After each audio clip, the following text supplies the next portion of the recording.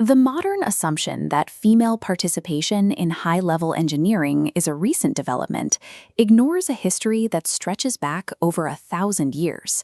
Right now, somewhere between Mars and Jupiter, a 17-kilometer-wide piece of rock is orbiting the Sun. It's been doing so for billions of years.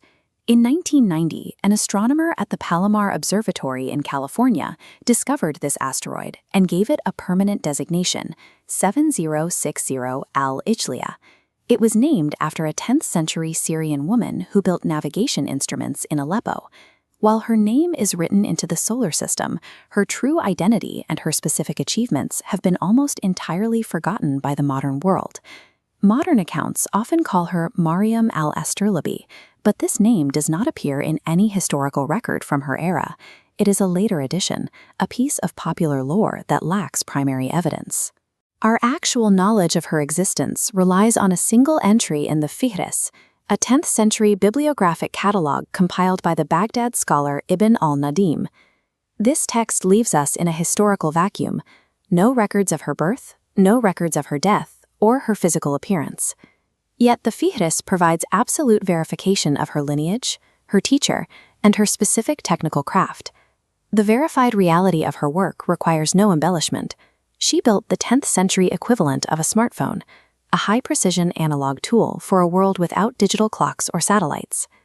In the 10th century, the Islamic Empire faced a massive logistical challenge, syncing daily prayer times and geographic orientation across 3 continents. Without digital synchronization, this required a sophisticated analog solution. This antique brass astrolabe was the ultimate solution. It was a handheld computer capable of roughly 1,000 distinct functions, from timekeeping to complex surveying. To function, it relies on stereographic projection, flattening the 3-dimensional dome of the night sky onto a 2-dimensional disk. A user takes a measurement by aligning the sighting rule with a star, instantly calculating their local time and exact latitude. Creating these instruments required a brutal level of mathematical precision. The maker had to calculate and engrave every horizon line and degree marker seen on this map. The process was unforgiving. A single microscopic error would result in catastrophic navigational failures in the field. Building an astrolabe required materializing abstract mathematics into a physical tool that allowed an entire civilization to function. Al-Ijliya was born into this demanding discipline. The Fihrist records her as part of a prestigious Baghdad lineage of master astrolabe makers.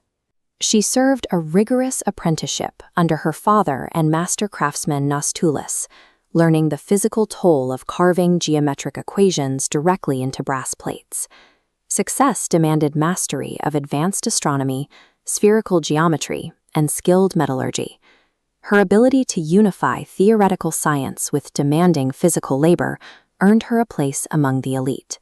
She reached a level of professional recognition that validated her absolute mastery of the craft. In the mid-10th century, the Emirate of Aleppo, under ruler Saif al-Dawla, became one of the most brilliant and competitive intellectual centers of the era. The exceptional quality of al-Ijliya's work, defined by its staggering precision and intricate design, was recognized by the emir himself. Saif al-Dawla appointed her to his royal court as his official astrolabe maker. This position placed her in the same circle as the greatest philosophers and scientists of the 10th century. Her appointment verifies that 10th century Aleppo rewarded engineering excellence with its highest professional honors, regardless of the craftsman's gender. Producing a perfect astrolabe was an act of religious service.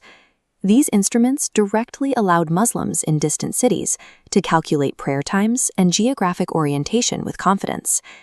Al-Ijliya stands as the visible peak of a larger, mostly submerged history of female scholars and engineers during the Islamic Golden Age. While thousands of contributions by women may have been lost to time, her verified existence forces a reconsideration of the history of technology. We do not know if any of her physical instruments survived, but her name and her legacy outlasted the medieval empires she served. There is a poetic resonance in the naming of asteroid 7060. The woman who built the finest instruments to observe the heavens is now a physical part of the solar system.